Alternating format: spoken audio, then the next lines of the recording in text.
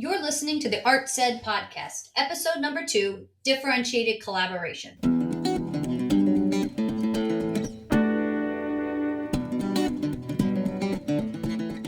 Welcome to the Art Said podcast, conversations through the perspective of the arts and education, hosted by educators and artists Shauna Longo and Edric DeBost. Hello, everybody. Welcome back to episode 2. Today, we're going to talk about what does collaboration look like. So just like we differentiate our teaching and delivery of content to our students, we need to differentiate how we work with each teacher within our building and how we interact with them. Because every teacher is different. They come with a different perspective, different passion, different purpose to why they are a teacher and how they approach their classroom. They've also had very different professional and personal life experiences that impact who they are as a person and a teacher. So taking all that into consideration, you can see how you will need to approach each person a little bit differently. So, Edric, what are your thoughts on why this conversation is so important today? I think the conversation is necessary because my experience is teachers are not really taught how to collaborate, especially across different disciplines. So in elementary schools, as you know, because we've worked there, in elementary schools, you tend to have a little bit more of that because you have teachers that teach in class groups. And so they tend to share sometimes even class activities. There's kind of a natural sort of crossover of what they're doing with one another. It's easier for them to kind of get together. They also, I'm going to jump in Sure. real quick, you also have potentially one classroom teacher teaching all content areas, all like science, social studies, language arts, and math. So they're covering much more things versus when you get to middle school and now you're starting to separate those silos out where now it's not you, maybe me as the music teacher wanting to collaborate with a classroom teacher where I have opening to all content areas. Now it's, well, do I want to collaborate with a language arts teacher? Do I want to collaborate with a different math teacher at a different grade level? And it's starting that silo process that is that double-edged sword. It's complicated. I'm saying this conversation is necessary because we're not taught how to do that. Teachers are not naturally taught how to do that. So way before arts integration, when I first started teaching, I was teaching a class called Intro to the Arts, and it was a class for freshmen, for ninth graders. We were dealing with Greek and Roman art and what the art at that particular time meant, what the Greek and Roman architecture, elements of the culture, and how they seeped in. These students in their history class began to tell the teacher about some of these things, and the teacher was, "Where did you guys learn this stuff?" And they said, "In our art class." And she was surprised. "An art class?" So then she stopped me in the hallway and told me this. And then I said to her, "Look, I'll come into your class and I have, because I was teaching halftime at that time. My day was open. I could come into her class in the afternoon and extend on what I'd done." I never got the invitation. I think she didn't understand. I'm giving you a day off. I'm giving you a free class. But she didn't. So, and I think it's because teachers don't have a natural sense of that kind of collaboration. Or again, there's also this element of trust. She didn't know where I would take it or where I would go with it. But when you don't have, if you aren't encouraged to cross over into another area and include that with what you're doing, I think you have to be shown how to do that. And I think the lack of trust makes people territorial of their silo, right? Absolutely. So even when I was able to convince, luckily had a principal that was sympathetic. His daughter was an artist. We put together a class called U.S. History Through the Arts. So it was myself, a music teacher, and a history teacher that put the class together. So over the summer, we wrote out the curriculum. But even then, the history teacher was cautious about, well, you guys aren't teaching history here. You have to remember that it's a humanities class, not So even someone who was willing to help and collaborate, he was still protective, guarded. Yes, about what he thought was the authenticity and the truth of. Every teacher goes into teaching because they're passionate, right? Yes. They're passionate. They have a purpose for what they want to do. And the moment you talk about working together, people get territorial a little bit and they get nervous that you're going to step on their toes. They don't want to step on your toes. How do you really know what they're supposed to do? And they have so much to do, and all of it's like spirals in their head because they've never been given the opportunities and experience to have good collaborations with other teachers. And I think that if you're going to do this, part of the reason we're doing this podcast too is really for arts educators, because it's you have that experience. If you've worked in the arts, typically, especially in music, but also in the visual arts, certainly in theater, right, and dance. Yeah, so you have this experience of collaborating and working with other people, and I've played in bands for like over 30 years, and you get a new musician into the band, and you have to trust that this person understands where you're coming from, what the music is. So you already have a sense of what it's like to collaborate with other people. You already have a sense of what it's like to know that you're going to have to find that territory somewhere in between the two of you, where things work. You have to have that conversation. And it's about building that trust. And sometimes you have to figure out I don't want to say what is your angle, but kind of like, how are you going to approach them? And so we have a couple ideas for how to do that, how we've gone it, but we're going to highlight just a few, because just like with our students, there's a million different ways, because every person, I'm different than Edric's different than him, right? We approach different teachers differently because we bring each of us brings different things to the table in our personalities, in our experiences, in the different relationships we have with people, and trying to work with them. So for instance, we had this one teacher we used to work with, and she was a gamer, right? She was like in at the go, just tell her what to do, and she ran with it. And so sadly, I think those are less likely who you're going to approach. You may find one or two of those.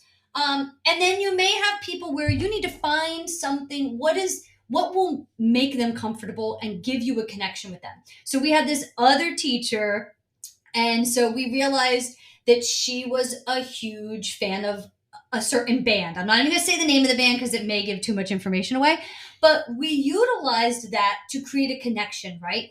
Of understanding of that band and the impact they had and their music and the lyrics and the meaning behind it. And you just start to have conversations. And then those conversations then led to lessons within the classroom, because you had built that very small bit of trust and connection with the person that then opened that door a little bit to kind of partner up. And that began with that particular teacher with a music connection, Right. but then opened her up to possibilities of other types of collaborations. And then I was able to do a project with her, which was an extended project. But the introduction and the establishment of trust in that conversation is extremely important. I think, again, we're not taught how to do that. We're not really taught how to collaborate like that. And especially in terms of from one content area to another content area, if you don't see the connections. Right. I'll give another example. I worked with a teacher that taught across the hall with me, and we were very, very friendly. And so I was like, hey, let's do something. And it was a science teacher, and I was music, and I was doing music tech at the time. And so this person, you have to also know the baggage they come to the classroom with also. And so she was like, oh, I'm like, well, what do you want to collaborate on? And she's like, I don't know. And I'm like, all right, well, I decided to try the avenue of, what don't you really like to teach, or aren't you comfortable teaching? Is there something that I can come in and like help you to make it more fun and make it more, I don't know, whatever.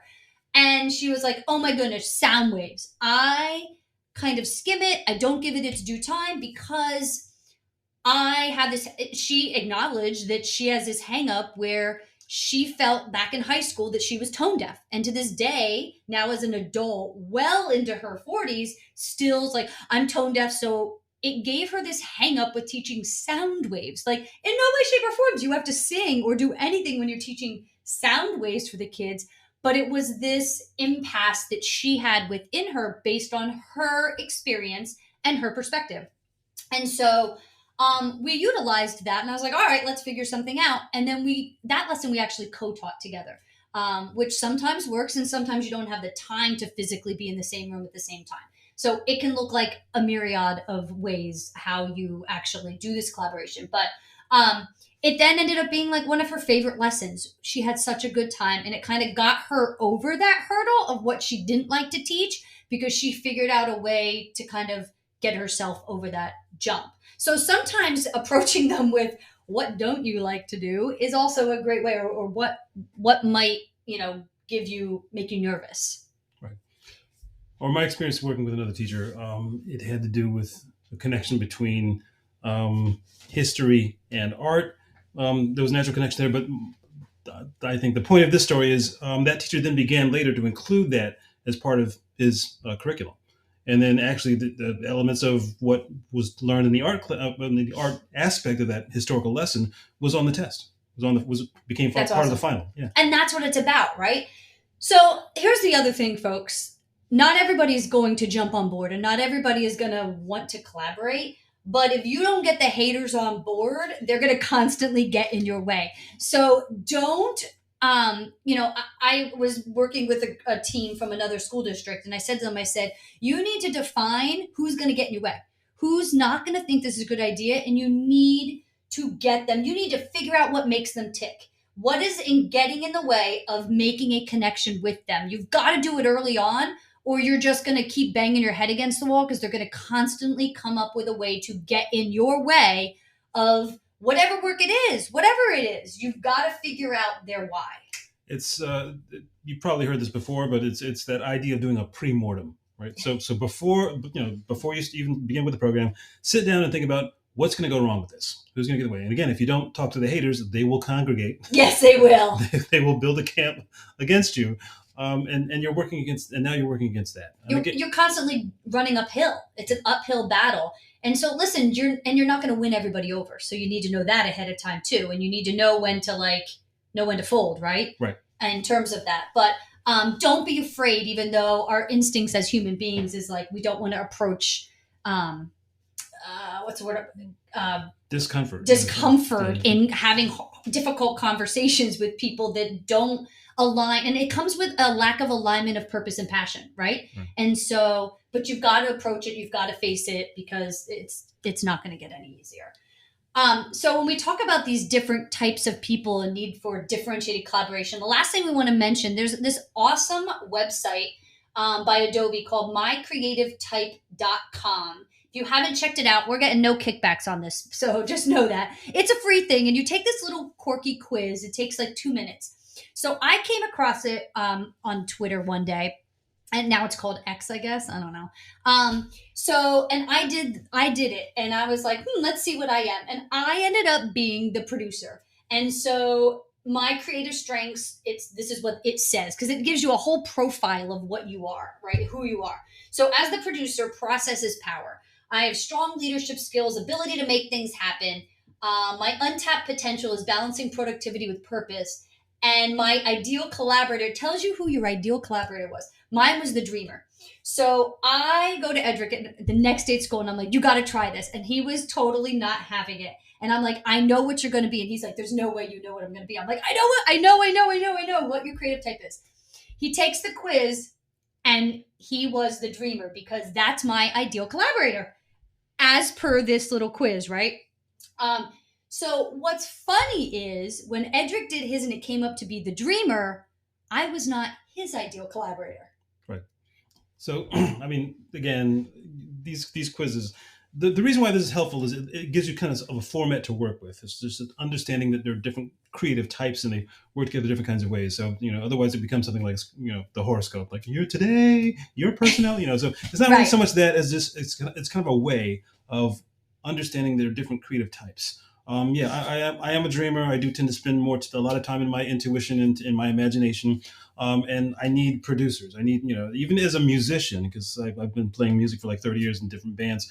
Even as a musician, I understand the value of a good producer, somebody who can tell me, now that part doesn't quite work. We need to move this over here. That's a great idea, but it goes here instead of there. But I've understood that's part of the process of how I can produce, get my best work done.